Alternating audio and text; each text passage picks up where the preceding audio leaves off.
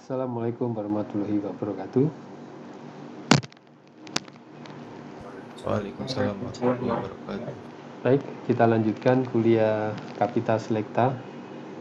Hari ini kita sudah pertemuan ke 11 ya. Artinya pertemuan terakhir untuk pokok bahasan industri proses kimia. Hari ini kita akan membahas tentang perancangan pabrik kimia. Nah, perancangan pabrik kimia ini kalau di jurusan teknik kimia, kalau di JTK ada mata kuliah namanya PPK itu sendiri, dan ini 4 SKS. Maka untuk Kapita Selekta dirangkum dalam 1 kali pertemuan. Mudah-mudahan Anda bisa fokus sehingga secara komprehensif bisa memahami perancangan pabrik kimia. Kita awali dengan membahas tentang pengertian pabrik kimia, lalu ilustrasi model bawang tentang pabrik kimia, dan ilustrasi selanjutnya setelah ilustrasi model bawang kita bahas tentang tahap-tahap perancangan pabrik kimia, dan yang terakhir adalah faktor penting dalam merancang dan mengembangkan pabrik kimia. Setelah menyelesaikan bab ini, maka diharapkan mahasiswa mampu menjelaskan tahap-tahap yang harus dilakukan dalam merancang pabrik kimia dan faktor-faktor penting yang harus diperhatikan dalam merancang dan mengembangkan pabrik kimia. Artinya kalau Anda mampu menjelaskan, itu artinya Anda paham.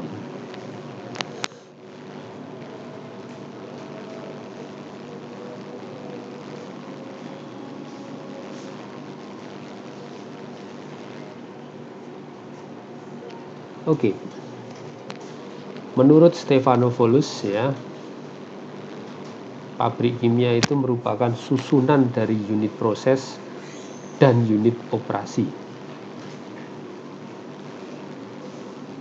yang terintegrasi satu sama lain secara sistematis dan rasional untuk mengubah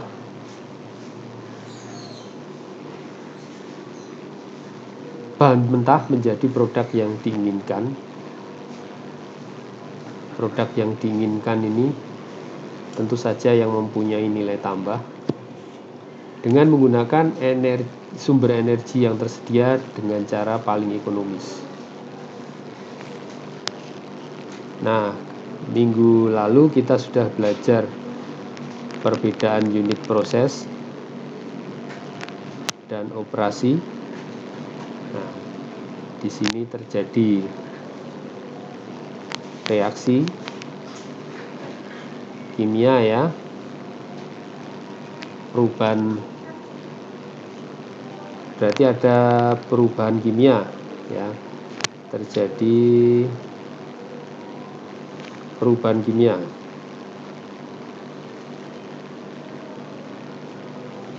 Kalau untuk operasi hanya terjadi perubahan fisik saja, bukan perubahan kimia.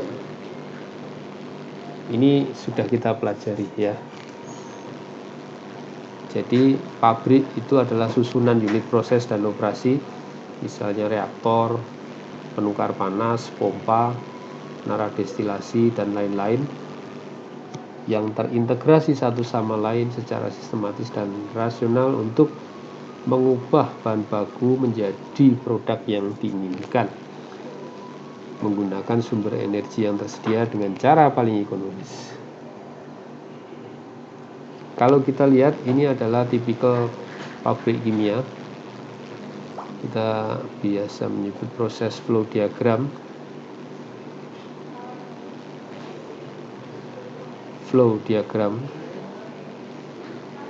atau blok diagram gitu ya. Ini arus 1, ini umpan segar. Misalkan umpan segar itu A, dikondisikan di alat penukar panas sehingga masuk di reaktor ini pada tekanan dan suhu tertentu. Di reaktor misalkan terjadi reaksi A menjadi B. Konversinya tidak 100%, sehingga ada reaktan sisa, maka perlu separasi ya. Di sini adalah A, di sini B. Produk. Nah, A-nya di recycle lagi, campur dengan A yang segar ini ya. Ini typical chemical plant. Nah, sekarang ada juga typical chemical plant dengan integrasi energi ya. Nah, di sini reaktor ini produknya suhunya masih cukup tinggi sehingga dimanfaatkan untuk memanaskan umpan. Maka ini alat heat exchanger ini sering disebut dengan proses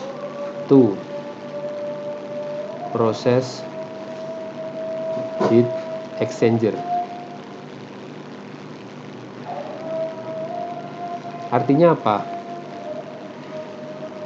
PPHE atau proses heat exchanger ini memanfaatkan panas dari proses itu sendiri untuk menaikkan suhu umpan atau memanaskan arus lain. Ini integrasi. Nah, ini integrasi panas pada pabrik bensin ya. HDA itu adalah hydrodealkylation of toluene. Nah, ini bahan bakunya toluene dan hidrogen bereaksi di reaktor menghasilkan produk utama bensin. Ada produk samping metan dan divinil. Nah, Anda lihat untuk mencapai kondisi reaktor yang diinginkan, ini harus dinaikkan suhunya sampai suhu sekitar 500 derajat Celcius.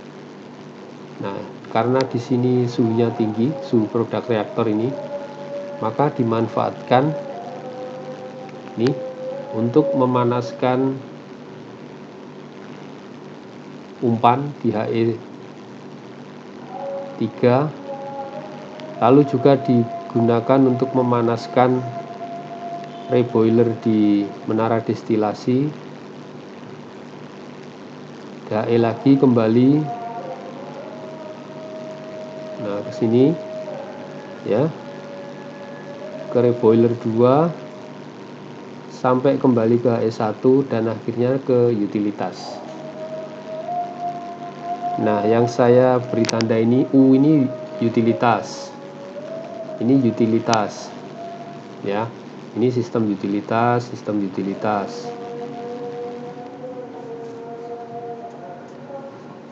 Kalau yang ini berarti disediakan oleh proses itu sendiri ya. Ini juga. Ini tahun 87 ya. Disampaikan oleh Terrell Douglas tahun 87. Saat itu Terrell ini melakukan simulasi prosesnya steady state, kondisi steady ya. Lalu saya lanjutkan tahun 25 ini dynamic ya, maka dengan melibatkan kontrol juga ya. Saat itu saya running pakai ISIS yang kompleks seperti ini, simulasikan pakai ISIS dengan melibatkan sistem pengendalian proses ya. Ada pengendalian proses di sini ya. Nah, ini tentang pabrik ya. Baik, mari kita gunakan imajinasinya Robin Smith dalam perancangan pabrik kimia itu ya.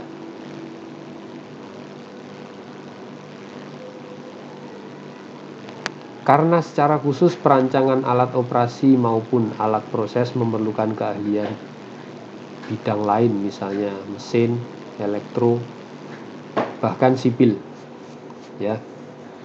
Maka bila aspek sarana dikesampingkan, diperlukan pemahaman akan hubungan aspek lainnya itu. Nah, yaitu proses operasi utilitas. Ya, ini. Nah, Robin Smith tahun 88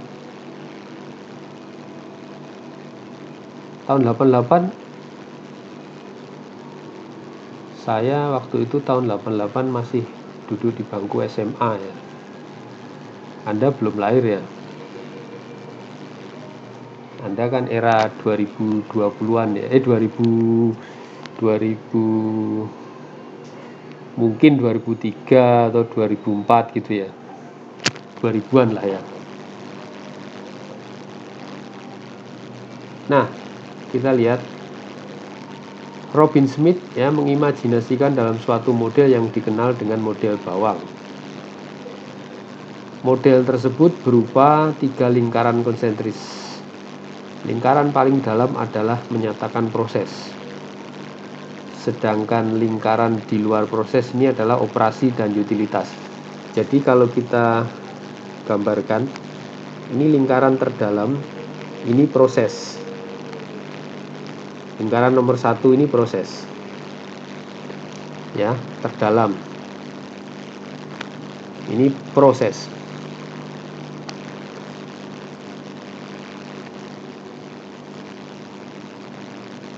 Lalu lingkaran yang selanjutnya di sini, lingkaran nomor 2 ini utilitas, operasi ya.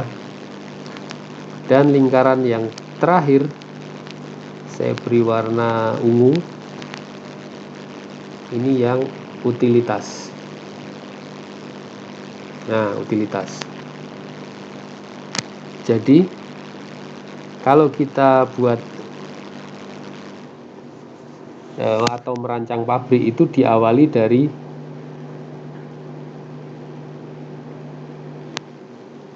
reaktor dulu.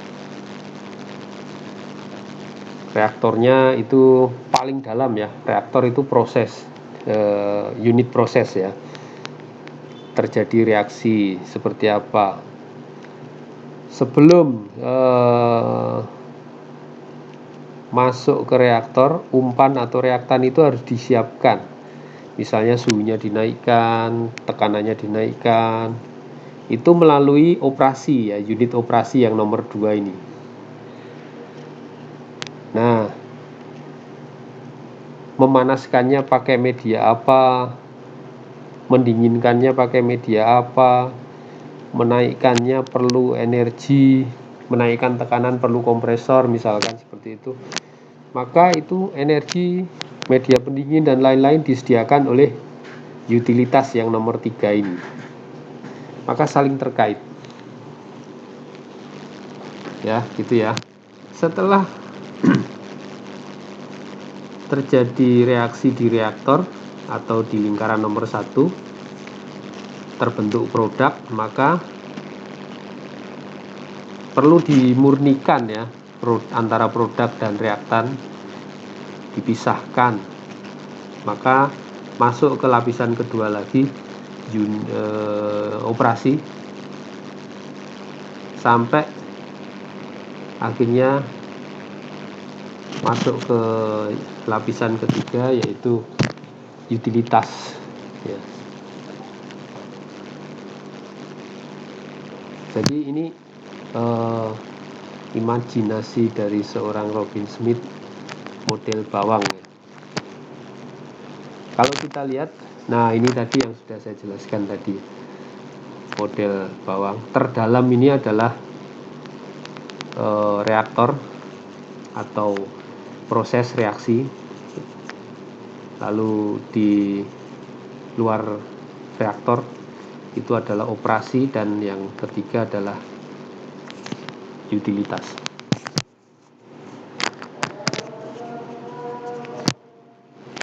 Nah, ini perspektif lain.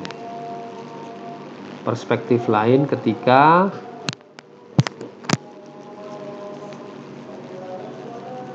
kita engineer itu harus memikirkan yang namanya efisiensi energi. Ya. Efisiensi energi.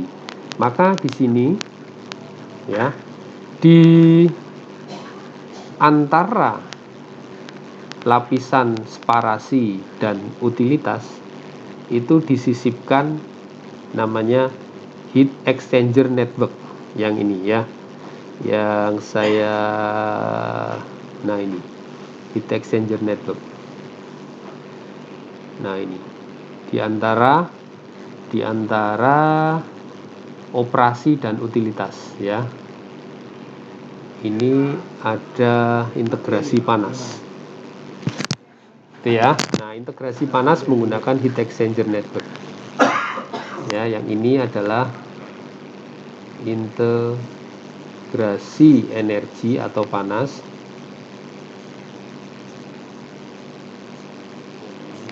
dalam rangka mencapai maksimum energi recovery ya, atau sering dikenal dengan MER. Nah, ketika MER ini tercapai, maka beban utilitas jadi berkurang. Kalau beban utilitas berkurang, maka biaya operasi juga berkurang, operating cost-nya berkurang gitu ya. Ini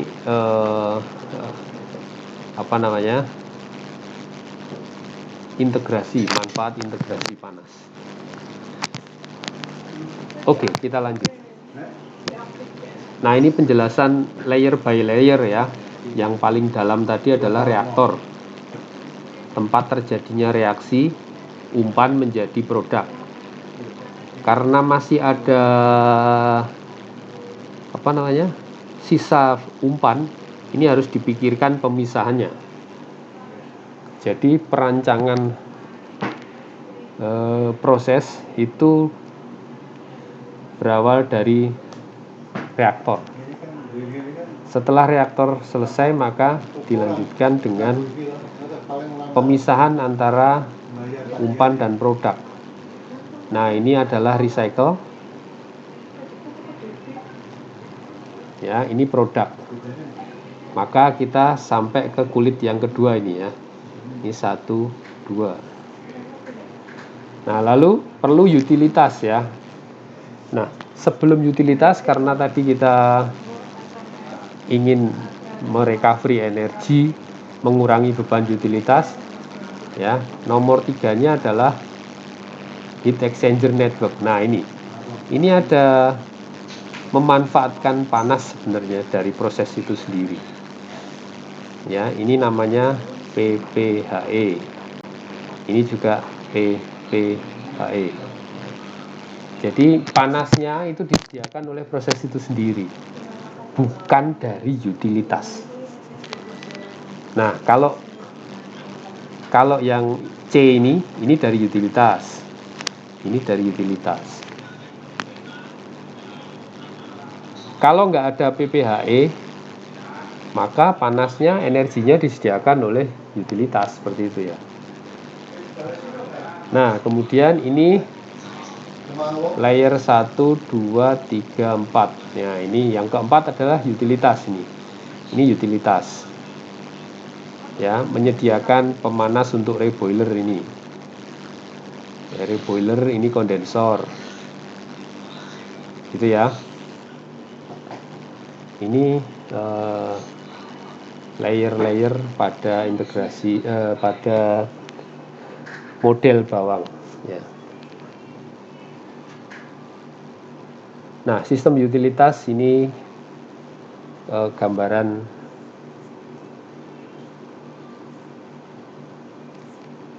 distribusi ya, distribusi dalam hal ini steam ya, steam itu bisa high pressure, bisa medium pressure maupun low pressure.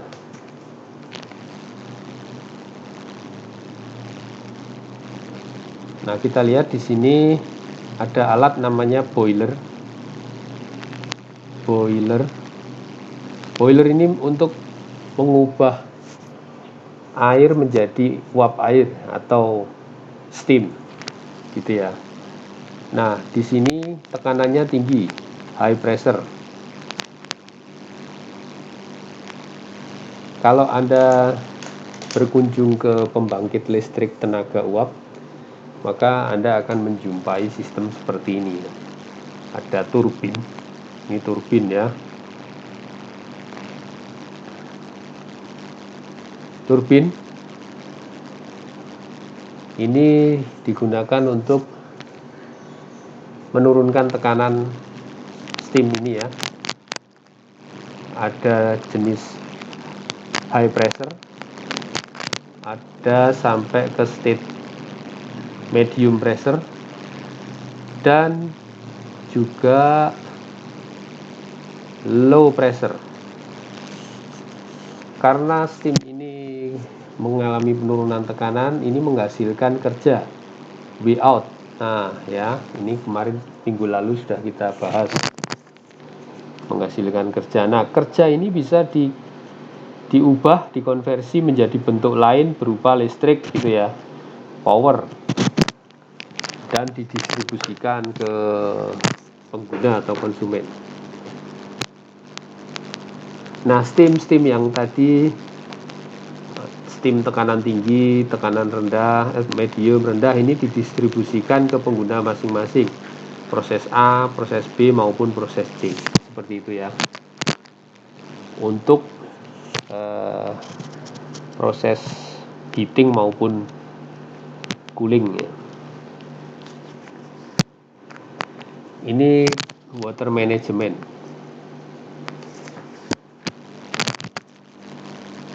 Bahan bakunya air.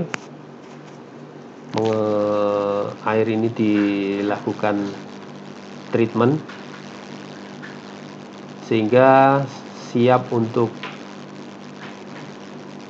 digunakan untuk operasi.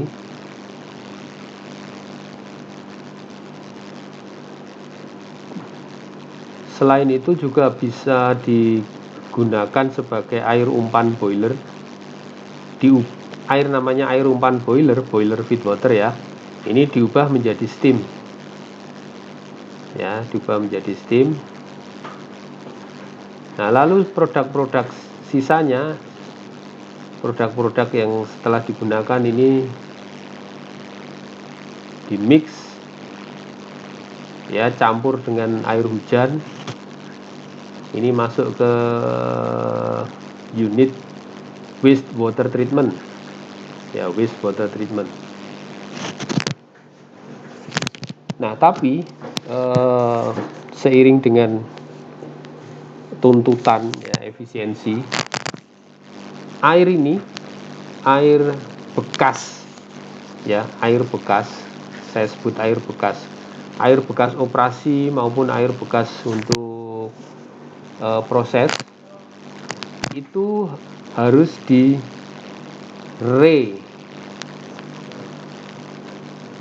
reuse ya, atau recycle lagi harus.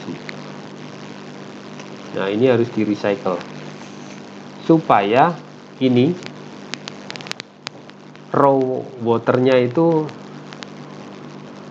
berkurang gitu ya, hemat istilahnya, hemat air gitu.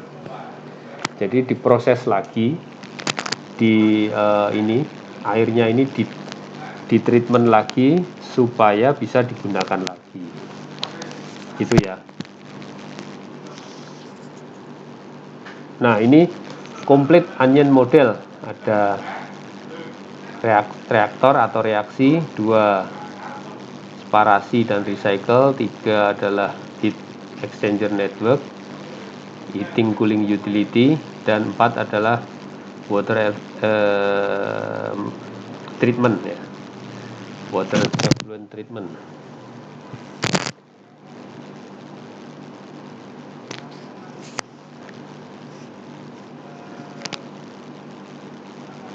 Oke, mari kita lanjutkan dengan tahap-tahap merancang pabrik. Mudah-mudahan ilustrasi model bawang tadi bisa membuka,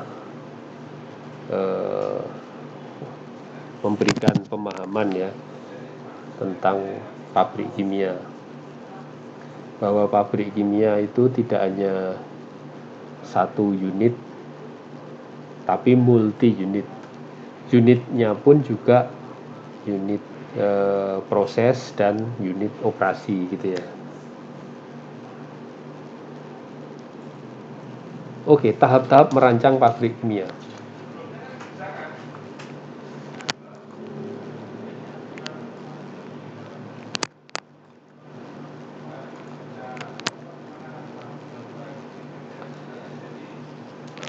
Penahapan pendirian pabrik kimia ya. Pengadaan sebuah pabrik kimia melibatkan suatu resiko finansial yang sangat besar ya, jelas. Namanya kita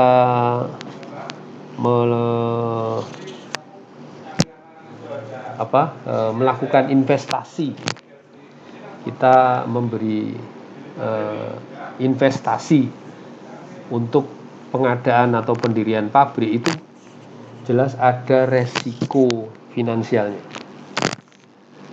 Oleh karena itu resiko ini diperkecil dengan dipecah-pecah menjadi beberapa tahap.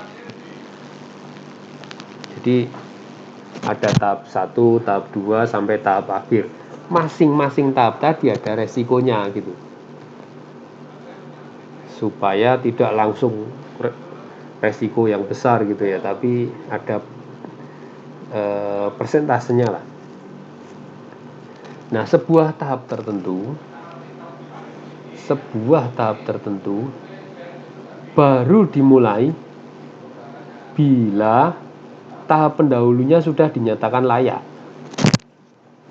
Misalnya di sini layak yes or no. Kalau no ya kembali ke step ini lagi,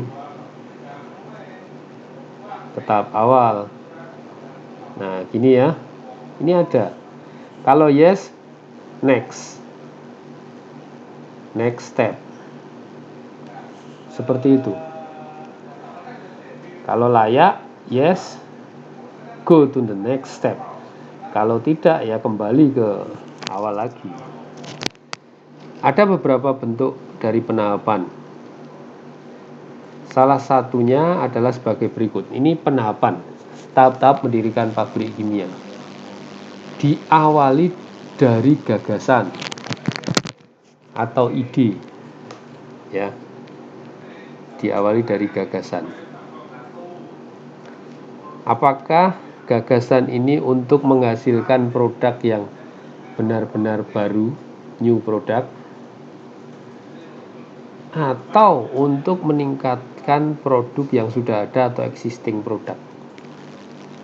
Jadi ide untuk membuat pabrik dengan produk yang baru atau untuk memperbaiki atau meningkatkan produk yang sudah ada.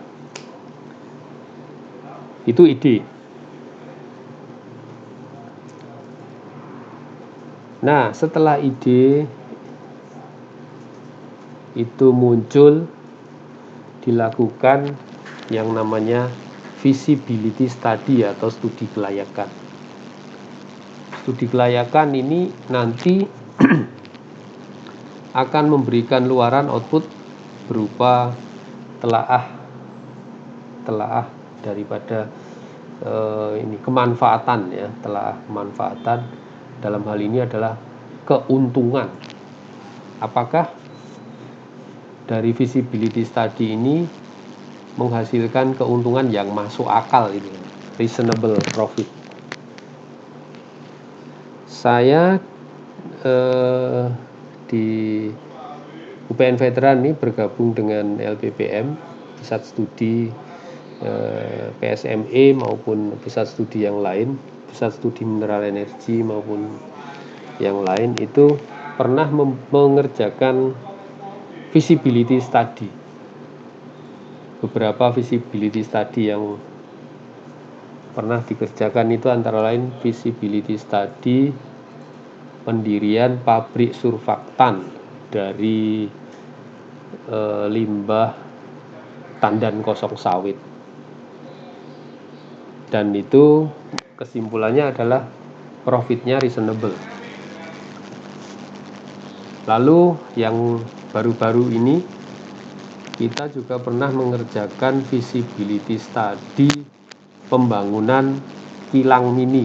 Nah, mini refinery kapasitas sekitar 5.000 sampai 10.000 barel crude oil per day.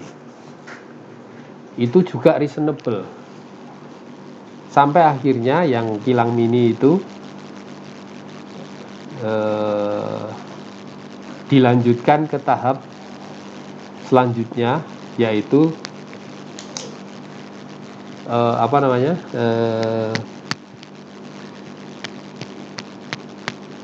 mencari calon investor untuk pembangunan pabrik kilang mini itu, ya. Itu baru saja selesai itu studinya. Jadi itu tahapan-tahapan mendirikan pabrik, ya. Karena feasibility study-nya itu reasonable, ya, profit, maka lanjut ke next, yaitu penelitian. Penelitian ini adalah preliminary design, ya, bisa pre-FEED,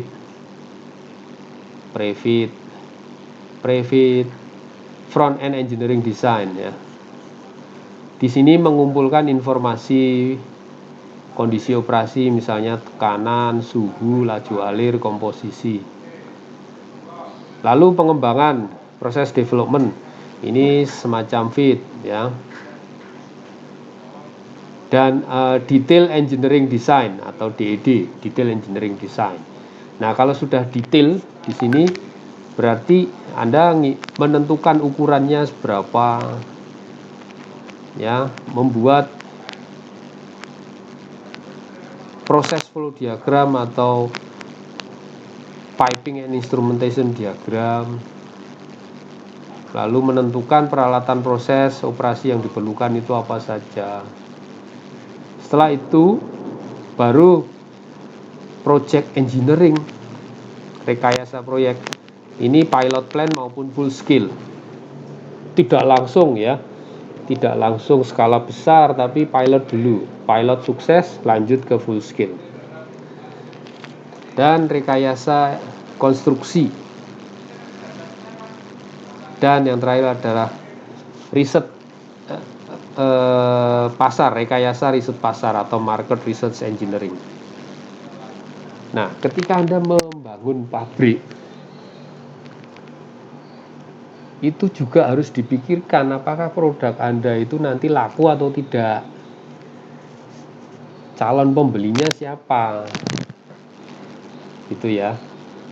Kalau Anda sudah sampai ke pasar gitu ya, memikirkan calon pembelinya siapa, itu sudah poin. Nah, jadi jangan cuman bangun tapi nanti bingung jualnya kemana, gitu harus dicari ya, pasarnya harus dicari. Teman-teman teknik industri itu lebih mahir ya dalam hal riset pasar ini ya. Oke, kita lanjut. Tahapan dalam perancangan pabrik kimia. Sekarang tahapan dalam perancangan pabrik kimia. Kalau yang tadi pendirian ya, tahapan dalam pendirian pabrik. Nah, sekarang tahapan dalam perancangan pabrik kimia. Perancangannya. Tahapan dalam perancangan pabrik kimia jelas diawali dari pengumpulan data dan analisis. Data ini seperti sifat-sifat fluida, sifat fisika, kimia, termodinamika, kinetika reaksi, dan katalis. Ya, sifat-sifat fisika itu misalnya densitasnya bagaimana, viskositinya bagaimana, titik didihnya bagaimana, sifat kelarutan, dan lain-lain. Data termo misalnya entalpi, ya,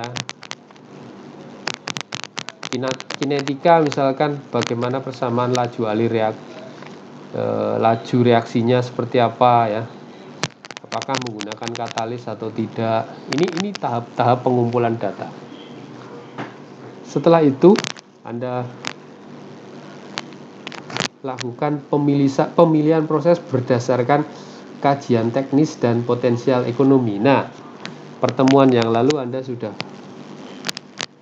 belajar ya, neraca massa, neraca energi. Nah, ini sangat bermanfaat dalam rancangan pabrik kimia ya. Potensial ekonomi nanti kaitannya dengan harga bahan baku maupun harga produk. Nanti apakah kaitannya apakah memberikan profit atau tidak. Kalau potensial ekonominya dihitung plus, itu berarti ada surplus ya, ada keuntungan. Kalau negatif lupakan. Nah, nanti kita akan sampai ke sana.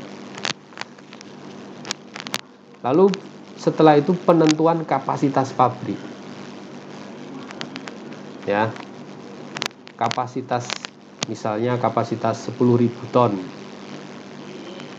per tahun, 50.000 ton per tahun, atau bahkan 100.000 ton per tahun. Ini ditentukan berdasarkan apa? Nah, nanti kita bahas. Lokasi pabrik. Nah, ditentukan berdasarkan apa saja, nanti ya kita bahas. Lokasi pabriknya di Cilegon kah, di Gresik kah, di Kalimantan, di mana ya, itu nanti kita bahas. Perhitungan neraca massa dan energi.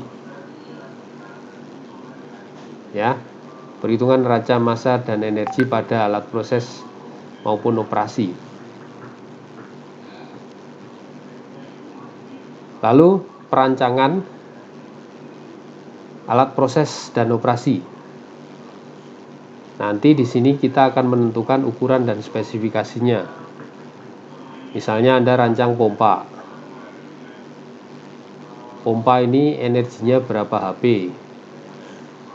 Misalnya seperti itu ya.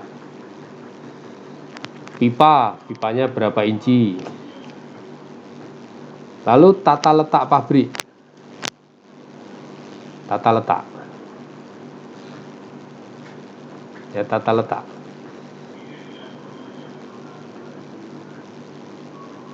Dan penyusunan blok diagram, diagram proses engineering flow diagram atau PNID.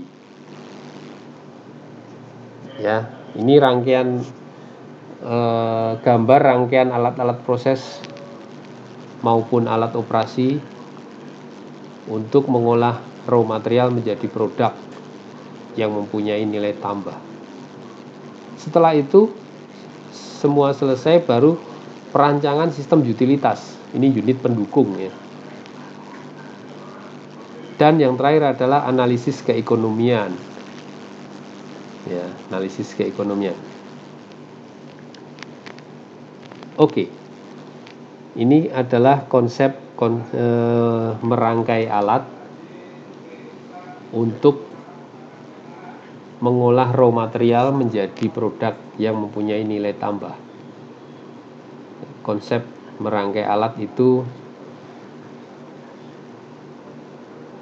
kalau kita tinjau dari penyesuaian ya, menyesuaikan ya.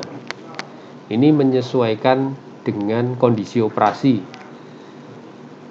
Misalnya fasa. Reaktor kita di sini reaktor ya. Reaktor kita reaksinya A menjadi B misalnya. Di sini tekanan tinggi, suhu tinggi, fasanya gas. Kalau Anda awalnya punya cair, A-nya ini liquid ya. A-nya ini adalah liquid. Cair berarti kan harus diuapkan dulu. Ya, diuapkan. Oke, diuapkan. Pakai namanya vaporizer. Vaporizer gitu ya. Lalu karena tidak semuanya nguap, di sini ada separator. Ini gas. Nah, ini liquidnya balikin lagi ke sini. Ya, ini separator. Ini liquid. Nah, baru ini gas. Gasnya suhunya kurang tinggi. Naikkan pakai heater. Baru masuk ke reaktor. Ini A. Ini penyesuaian. Ini merangkai alat nih ya. Supaya bisa mengubah dari cair ke uap. Ini kita rangkai-rangkai. Kalau pengembunan ya sebaliknya, dari uap ke cair gitu ya. Lalu ukuran. Nah, ini untuk padatan misalnya dari besar ke serbuk. Ini dari besar menjadi kecil-kecil begini. Berarti Anda perlu alat penghancur gitu ya. Lalu pemisahan fasa. Nah, ini merangkai. Setelah menyesuaikan dilanjutkan dengan pemisahan fasa. Nah, ini pada cair, cair-cair, uap gas. Nah, ini kan ada ini pemisahan fasa ini. Separator ini ya. Pemisahan fasa. Lalu pemisahan komponen. Nah, pemisahan komponen. Nah, misalnya ini saya lanjutkan yang warna biru ya. Ini kan ada produk. Di sini ada A dan B. Ini harus dipisahkan komponen. Misalkan A lebih ringan ya ini atas. Ini menara destilasi ya misalnya. Ini produk atas A lebih ringan. Ini main produk. Main prod. Misalnya B. Itu kan? Nah, ini karena ini sisa supaya hemat bahan baku, ya ini di recycle lagi ke sini. Ya, dicampur lagi di sini. Ini namanya recycle. Gitu ya. Ini adalah merangkai-rangkai alat sehingga bisa membentuk proses flow diagram dalam rangka mengubah raw material.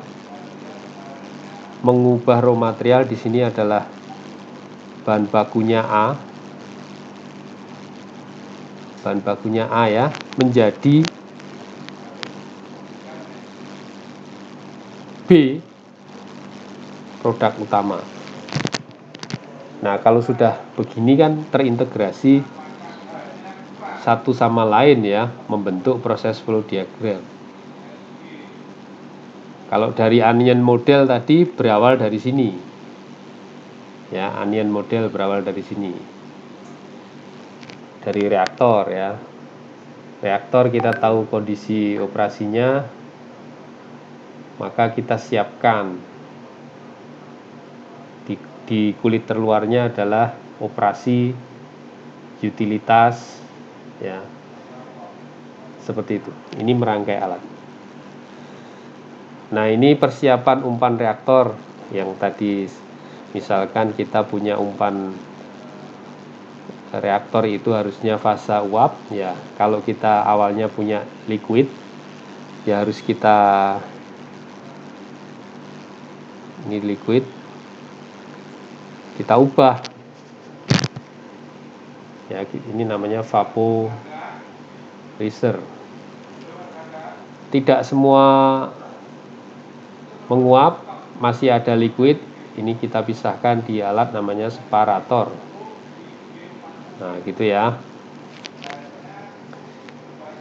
Ini persiapan umpan reaktor gas bertekanan tinggi. Kita punya umpan gas, ini masuk ke kondensor dulu, dipastikan bahwa gas ini stabil ya, sehingga tidak ada yang mengembun. Ini dry gas. Nah, lalu dry gas ini siap untuk masuk ke kompresor, diumpankan ke kompresor sehingga tekanannya tinggi. Nah, jika ada kendala tekanan atau kendala kompresor, ini bisa di split ya, masuk ke jalur flare. Seperti itu ya. Nah, ini lihat, ini Anda lihat.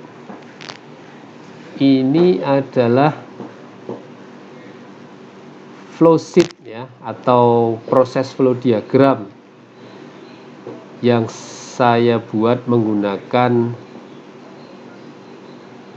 Unisim.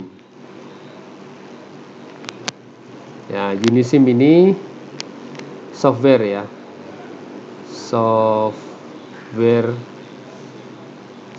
simulasi proses, software simulasi proses, Unisim.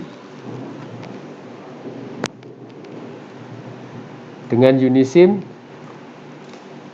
ya, kita bisa mensimulasikan proses flow diagram pabrik-pabrik gitu ya. Kita bisa ngubah-ubah ini ya, mengubah umpannya kita ganti, lalu pengaruhnya ke sini seperti apa. Kita bisa ubah kondisi suhu, lalu pengaruhnya seperti apa. Ini neraca masanya seperti ini, sudah bisa ya dilaporkan. Ini buku saya yang terbaru ya, tahun 2020 ya.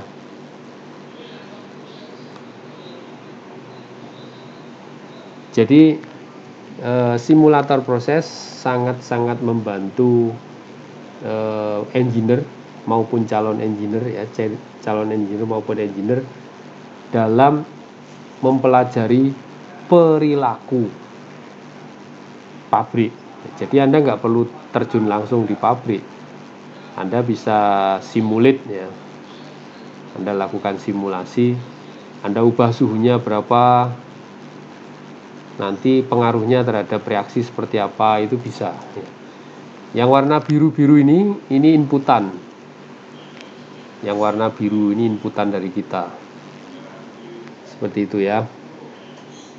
Sedangkan yang warna hitam itu hasil yang dihitung oleh simulator tadi, Unisim. Ini hitam gitu ya. Nah, komposisinya pun kelihatan. komposisinya kelihatan. Gitu ya. Oke.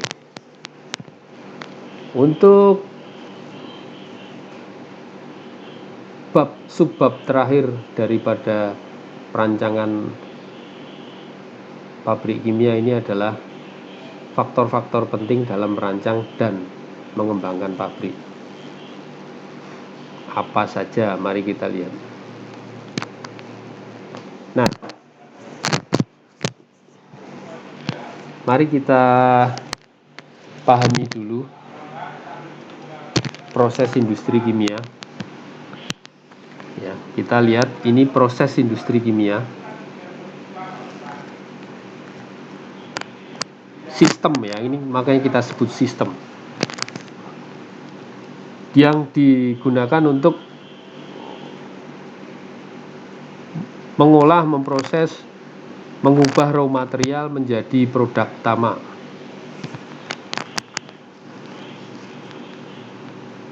Ini tadi raw materialnya adalah hidrogen dan toluen.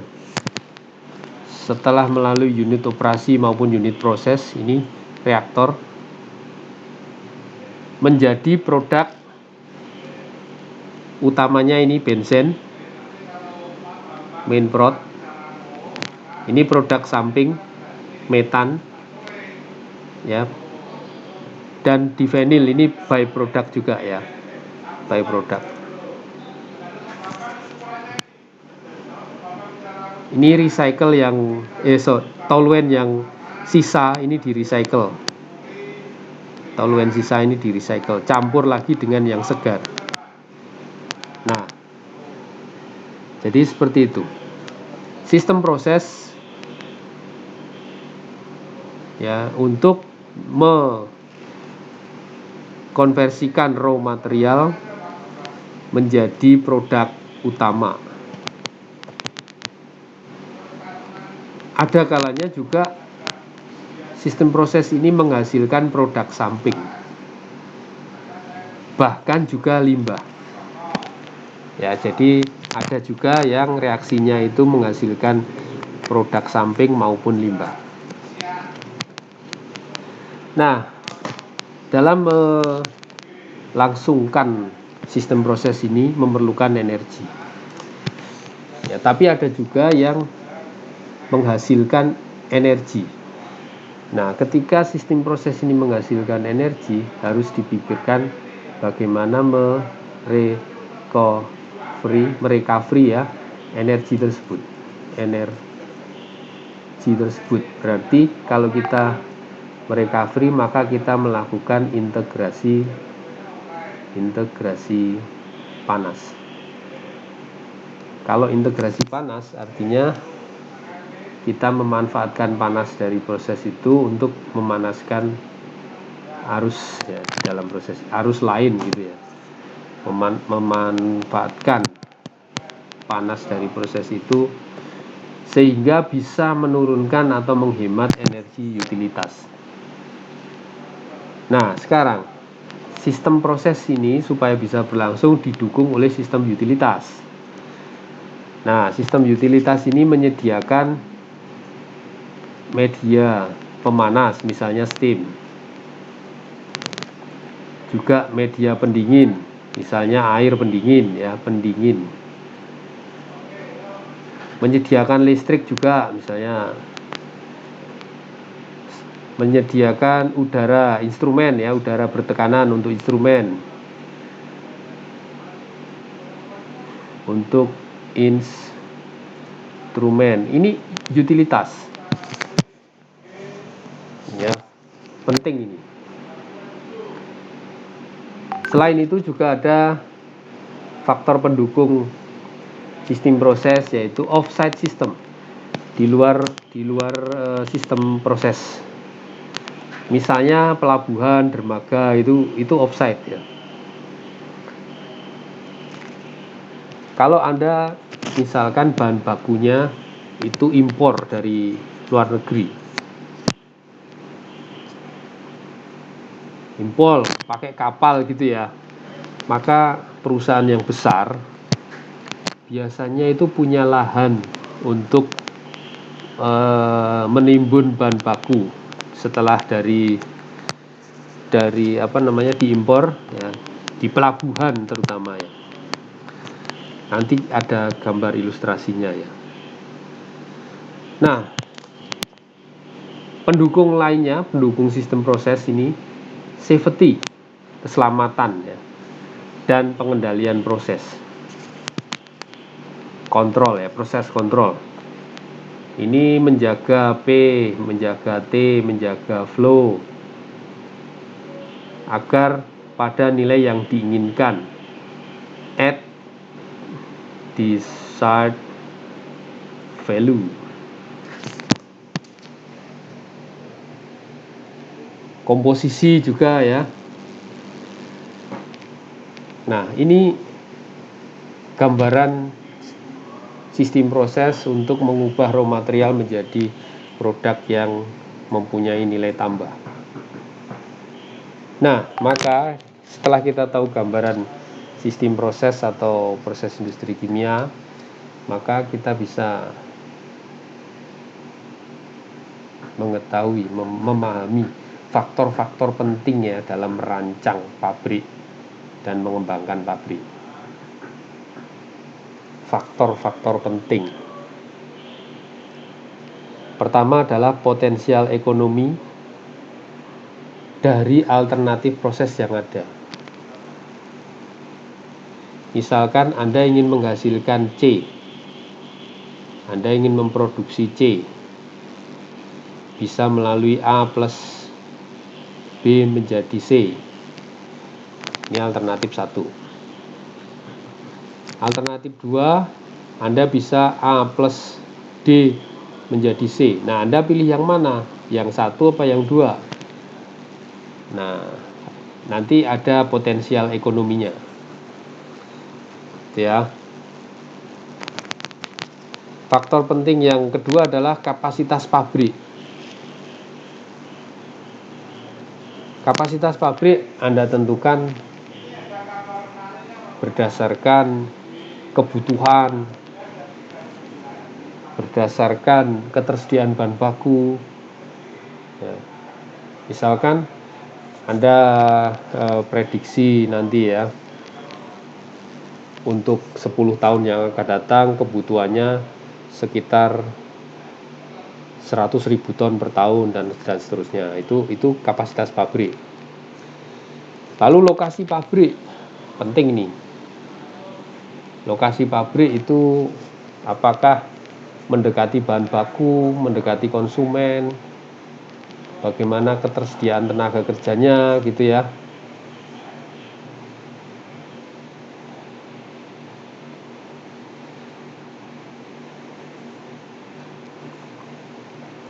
Maka harus diperhatikan.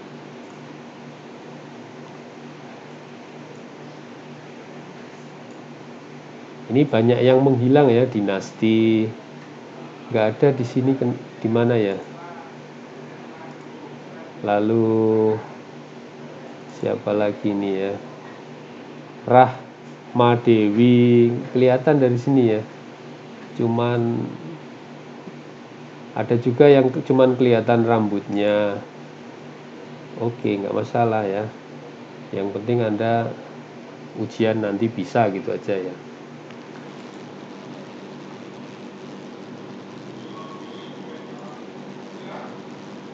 Oke, selanjutnya adalah sistem utilitas. Ini faktor penting juga ya. Lalu pengendalian proses, keselamatan, teknologi proses, dan yang terakhir adalah keekonomian pabrik. Apakah keekonomian pabrik ini menghasilkan profit yang reasonable atau tidak? Baik, mari kita bahas satu persatu ya tentang potensial ekonomi.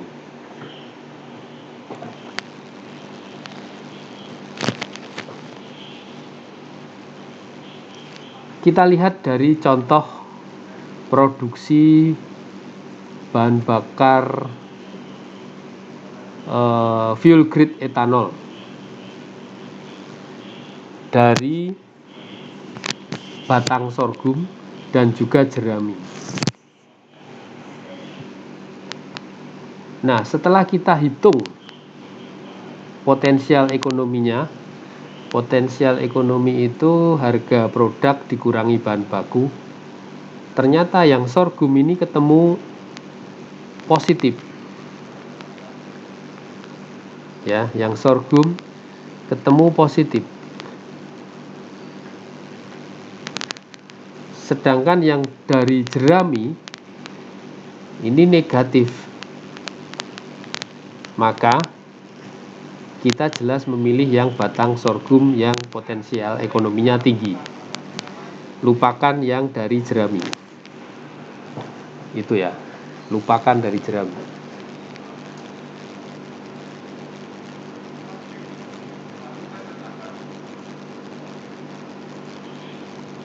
Lalu kita lihat potensial ekonomi contoh berikut.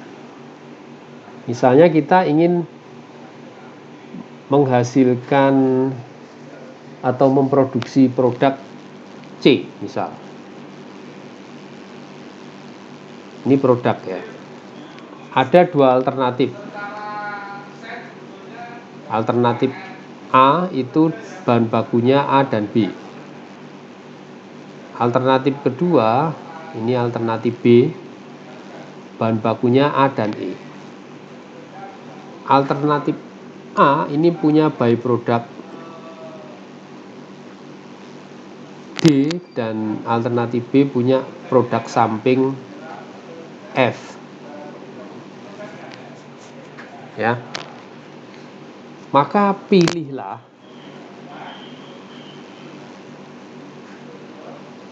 yang memerlukan bahan baku yang paling murah dan menghasilkan byproduct paling sedikit.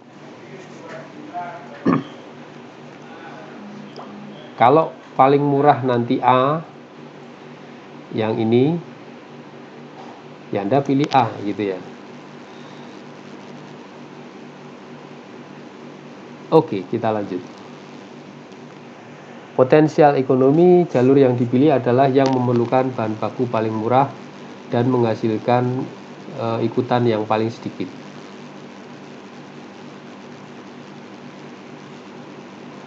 Menetapkan jalur reaksi yang dipilih perlu mempertimbangkan argumen ekonomis dan teknis. Argumen ekonomi misal ketersediaan bahan baku, sedangkan argumen teknis misalnya menyangkut kebutuhan ekonomi. Contoh 31 penting nih. Kita akan mempertimbangkan jalur reaksi untuk menghasilkan vinil klorid dari 3 jalur reaksi berikut. Jalur pertama langsung ya, hanya satu reaksi. Ya, produk utamanya ini. Jalur kedua ada 2 reaksi.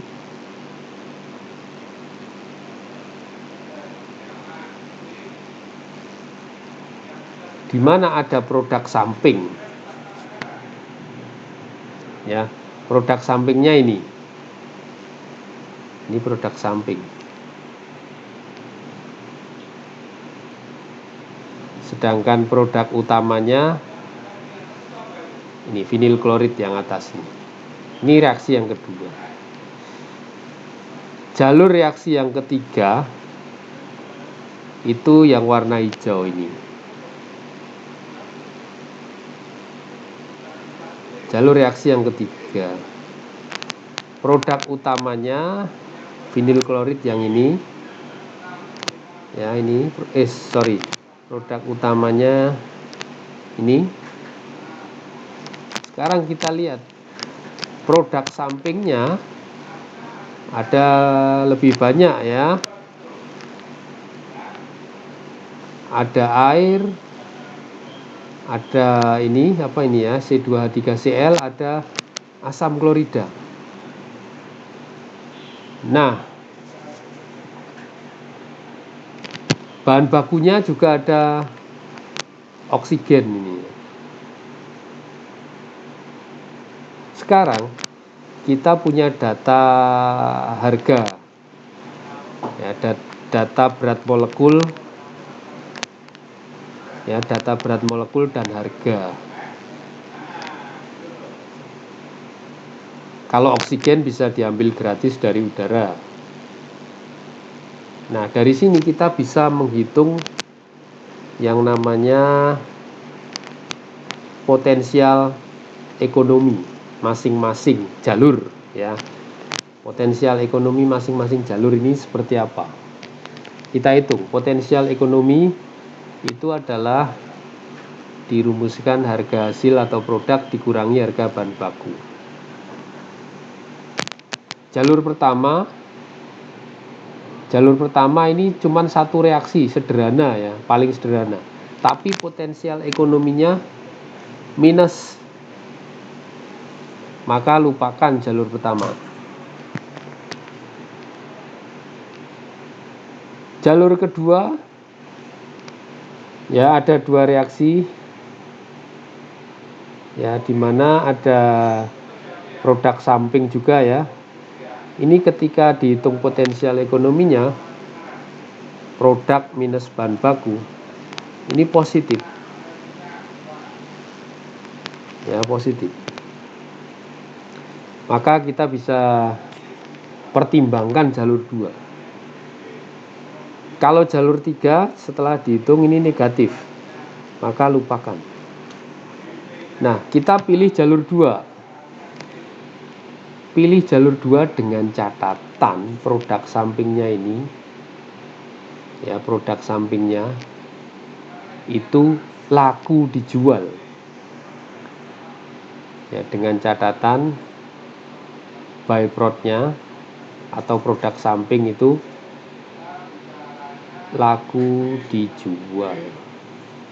Ada nilainya, ya, karena ini kan ikut diperhitungkan ini, ya, HCl-nya, terutama HCl-nya itu ikut diperhitungkan, ya. Jalur reaksi 1 dan 3 tidak layak dipilih karena potensial ekonominya minus. Jalur 2 hanya layak dipilih jika HCl encernya laku dijual, tapi ini sulit, ya, maka perlu dicari jalur reaksi lain. Nah, seperti itu, ya, ini potensial ekonomi. Oke, latihan 3 bukan tugas yang wajib dikumpulkan, tetapi ini Anda silakan kerjakan di rumah. Ini salah satu materi juga untuk UAS, ya, salah satu materi juga UAS. Latihan menghitung potensial ekonomi, ya. Oke, faktor penting yang dipertimbangkan dalam menentukan kapasitas sekarang. Kita ke kapasitas. Kapasitas pabrik itu ditentukan berdasarkan kebutuhan produk. Anda punya data statistik impor gitu, ya, 5 tahun sebelumnya, lalu diprediksi 10 tahun yang akan datang. Misalnya seperti ini, Anda punya tahun 2016, 2017, 2018 gitu, ya, 19, 20, 21, misalnya seperti ini. Datanya misalnya begini.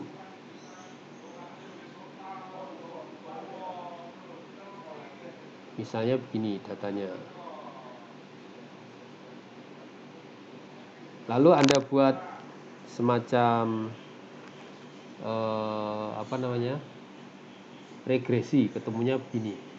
Nah, ini Anda bisa prediksi untuk 10 tahun yang akan datang kira-kira berapa. Ini kan ketemu Y sama dengan AX plus B gitu, ya. Y-nya adalah kapasitas, ini kapasitas. Ini kapasitas misalnya ton per tahun. ini tahun gitu ya.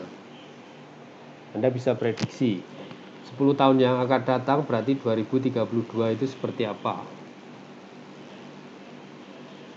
Kalau misalnya ketemunya 100.000 ton per tahun, 1000 ton per tahun misalnya, ya. Lalu Anda tinjau ketersediaan bahan bakunya seperti apa. Apakah bahan baku dalam negeri itu cukup untuk kapasitas gini? Nah, jika tidak, Anda alternatif impor dari luar negeri. Pastikan bahan bakunya ada dulu ya.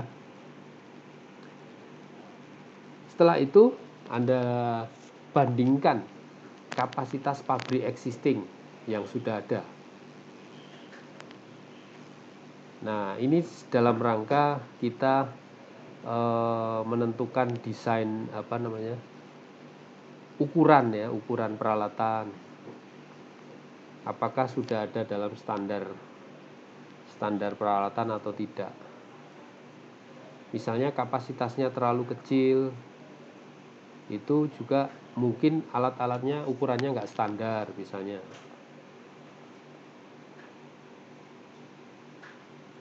Seperti itu ya, kapasitas pabrik yang sudah ada. Misalnya kapasitas pabrik yang sudah ada itu berada di 50.000 sampai 300.000 misal ya, ton per tahun. Berarti ini aman ya, aman karena sudah ada pabrik. Berarti alat-alatnya mungkin alatnya jelas ada standarnya gitu ya.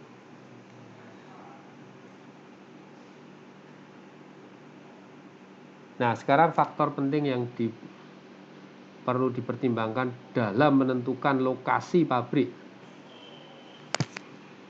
Lokasinya mau di Cilegon atau di Gresik atau di mana, ini Anda harus mempertimbangkan ketersediaan bahan baku, baik itu lokal maupun dalam negeri. Lalu pasar calon konsumen.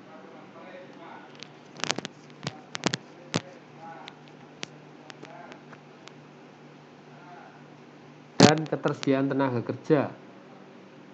Nah, engineer, operator. Lalu offsite system. Apakah sarana prasarananya sudah mendukung, fasilitasnya itu sudah mendukung enggak gitu ya. Sudah mendukung belum? Ada dermaga, ada jembatan misalkan. Ya, bahkan sampai pipanisasi. Lalu ketersediaan sistem utilitas. Misalnya air, ya, listrik. Ini lokasi pabrik.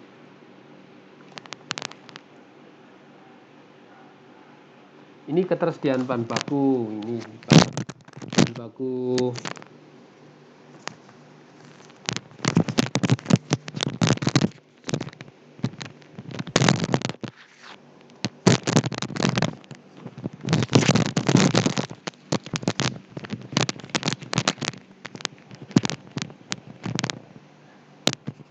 bahan baku solid, bahan baku cair, bahan baku gas, dan lain-lain ya. Ini seperti apa? Misalnya ini solid ya, silika, biasanya untuk industri keramik itu ya. Ini plastik. Ini apa ini? Steel raw material, ini untuk industri baja. Ini cairan ya, toluen. Sistem transportasinya juga ya, ini truk, ini kayak truk ini ya. Ini kalau Anda lihat gambar ini kan kecil ya sebenarnya ya, tapi sesungguhnya kan besar. Apakah di sana jalan-jalannya itu sudah cocok untuk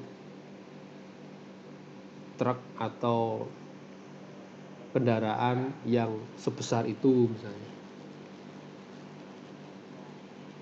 Ini yang dari kapal gitu ya. Ini ada pipanisasi sampai Anda menyimpan di darat.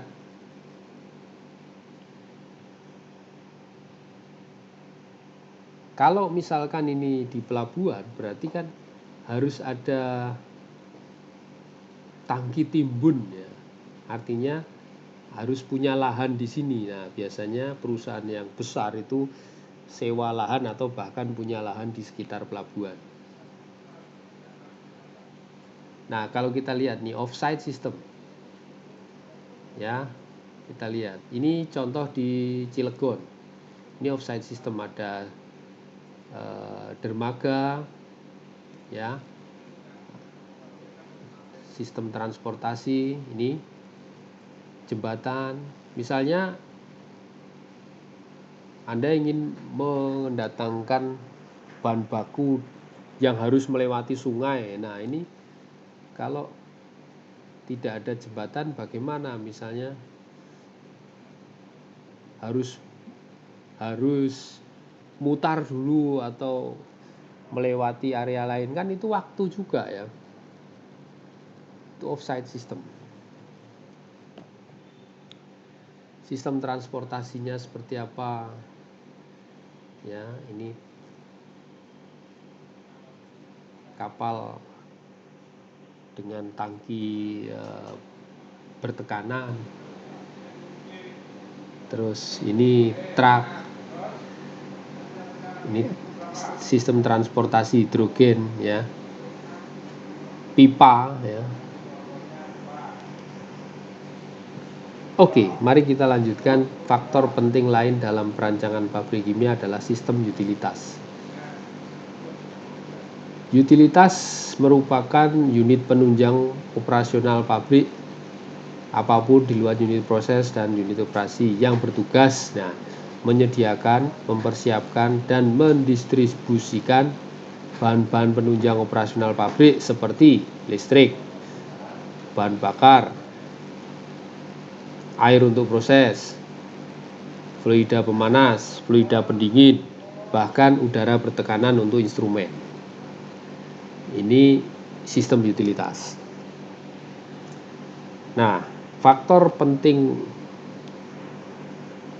dalam perancangan pabrik kimia yang lain adalah pengendalian proses. Mengapa pengendalian proses itu harus ada? Ya, ini untuk tujuan menjamin keselamatan. Ya, safety. Pabrik itu kondisi tekanan, suhu, konsentrasi ini harus berada pada batas yang diizinkan. Berarti harus ada kendali suhu, kendali tekanan gitu ya. Lalu spesifikasi produk, misalkan Anda ingin membangun pabrik dengan kapasitas 99% kemurniannya. Kalau kurang dari 99% ini tidak laku misalnya. Ya, Anda harus capai ini. Ya. Anda sudah kontrak 100.000 ton per tahun. Sudah kontrak dengan konsumen. Ya, penuhi itu. Ya. Ini spesifikasi. Lalu peraturan lingkungan ya, kondisi operasi berada pada batas yang ditentukan. Kalau Anda membuang limbah, apalagi limbah ya yang dibuang ke sungai, ini kualitas airnya harus sesuai dengan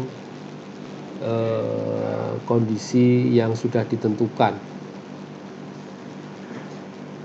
Batasan operasional misalnya, tangki tidak boleh kering, tidak boleh meluap. Berarti harus ada pengendalian volume ya, misalnya seperti itu.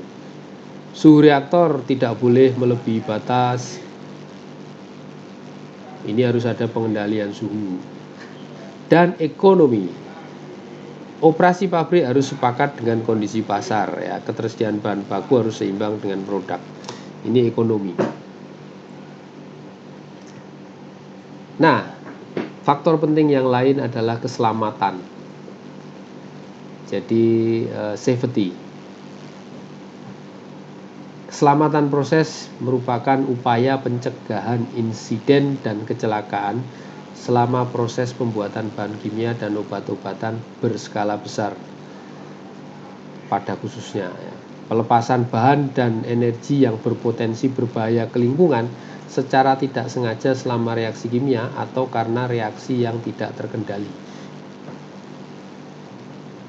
Jadi upaya-upaya pencegahan insiden, ya.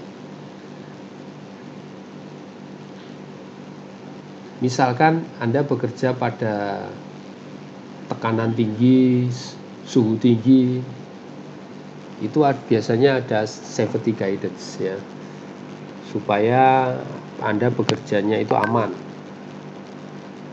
Proses yang semakin rumit ini membutuhkan teknologi keselamatan yang lebih rumit. Semakin rumit teknologi proses, maka seorang insinyur kimia akan semakin membutuhkan pemahaman yang lebih mendetail dan mendasar tentang keselamatan.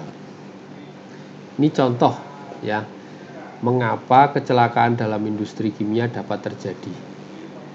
Ini contoh pemandangan kecelakaan, ya. Kebakaran. Mengapa bisa terjadi? Itu karena ada informasi yang hilang, misinformation, miscommunication. Prosedur yang tidak memadai, tidak diperbarui, SOP yang tidak jelas. Operator tidak memenuhi syarat kualifikasi, ya. Penting. Kurang pelatihan.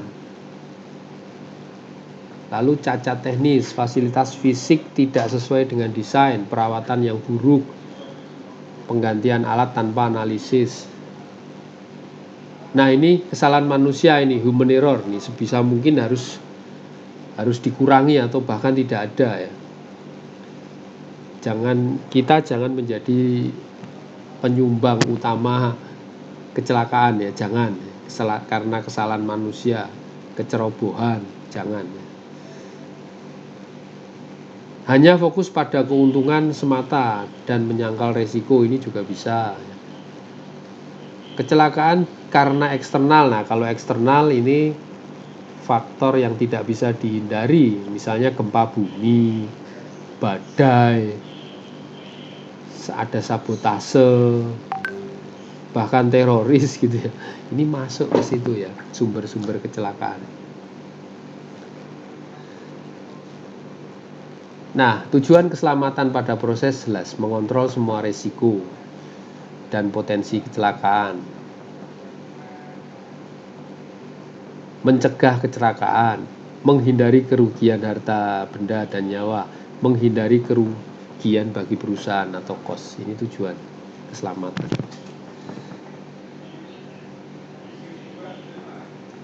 Faktor penting dalam perancangan pabrik kimia yang lain adalah perkembangan teknologi.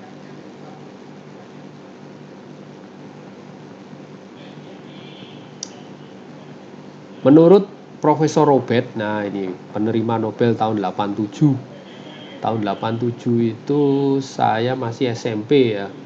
Kalian belum lahir, ya. Tahun 87 ini Robert menyimpulkan bahwa hal yang dapat mendongkrak pertumbuhan ekonomi adalah perkembangan teknologi. Jelas. Adanya perkembangan teknologi yang begitu pesat berdampak pada terciptanya sarana produksi yang baru. Nah, sarana produksi yang baru tersebut dapat dimanfaatkan perusahaan untuk mengembangkan produk sehingga kualitas produk menjadi lebih baik dan jumlah produksi dapat ditingkatkan. Penerapan teknologi bersih dalam rangka meminimalkan buangan limbah atau zero waste. Ya, kalau tidak ada limbah yang dibuang atau bahkan zero waste, itu kan artinya biaya operasional, ya, dalam rangka pengolahan limbah itu kan nggak ada gitu ya. Oke, faktor penting yang terakhir dalam perancangan pabrik kimia adalah keekonomian pabrik atau profitability. Ya, kalau teknik industri itu sudah dapat mata kuliah ekonomi teknik ya, ekonomi teknik, ekonomi atau manajemen industri gitu ya. Di sini parameter yang diperhatikan itu penting yang diperhatikan adalah return on investment, besar persen profit yang bisa didapat dari total aset yang diinvestasikan, besar persen profit yang bisa didapatkan dari total aset investasi.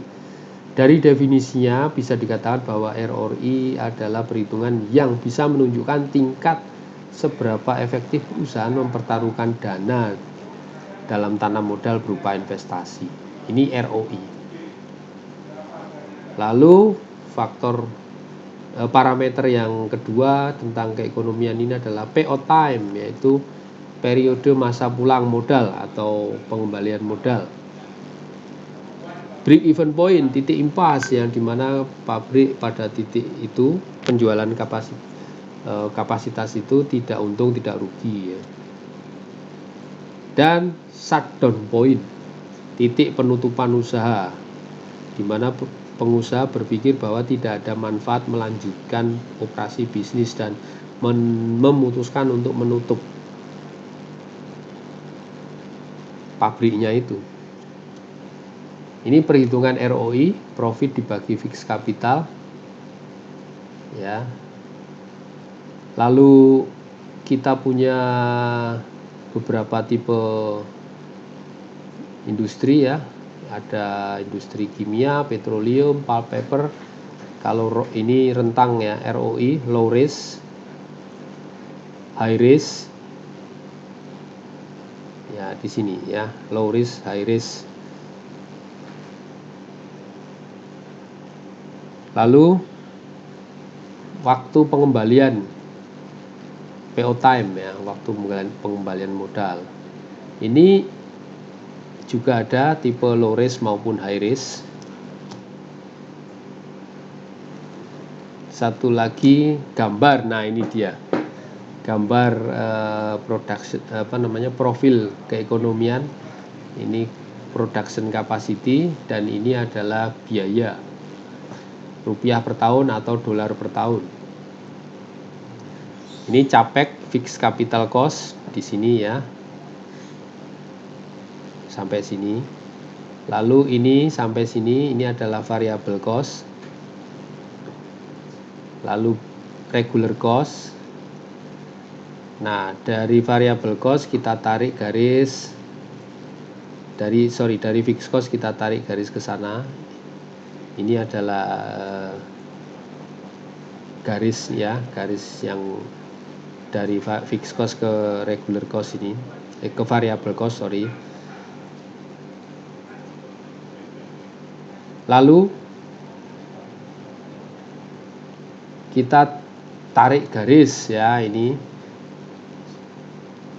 regular cost. Ini ada persentasenya di sini ya, cuman saya lupa berapa ya ini. Ini yang garis merah ini. Yang garis merah ini ya. Ini ke sana sampai ke sini ya. Sampai ke regular cost ini. Lalu sales, nah ini dari sini sampai ke atas sana, ini ada sales ya. Nah, kemudian pertemuannya inilah BEP, pertemuan BEP ya,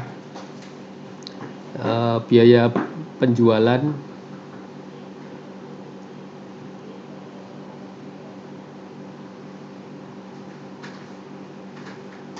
pada titik ini kan tidak untung tidak rugi tadi ya.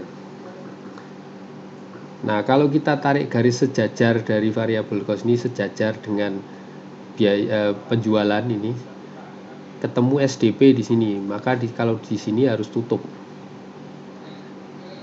Nah, ini keuntungan yang di sini, ya kan?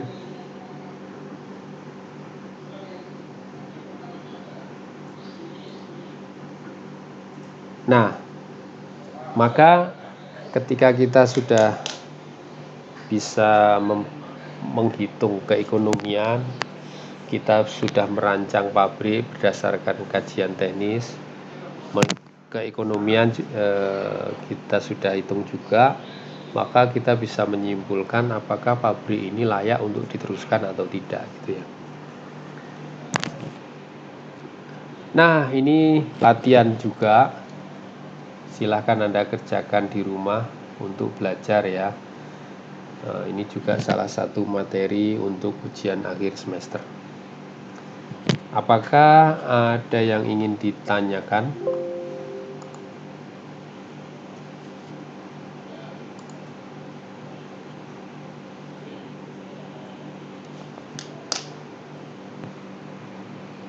Baik, jika tidak ada, maka kuliah industri proses kimia, Kapita Selekta, industri proses kimia untuk kelas B ini sudah selesai ya. Mudah-mudahan Anda paham. Supaya Anda lebih paham, maka sebaiknya Anda baca lagi. Kalau nggak ada informasinya, Anda bisa searching di Google atau googling gitu ya. Maka kuliah hari ini cukup. Sampai ketemu ujian akhir semester. Mudah-mudahan Anda bisa mengerjakan soal ujian dengan baik. Saya akhiri. Assalamualaikum warahmatullahi wabarakatuh. Waalaikumsalam warahmatullahi wabarakatuh. Waalaikumsalam warahmatullahi wabarakatuh. Terima kasih Pak. You are welcome.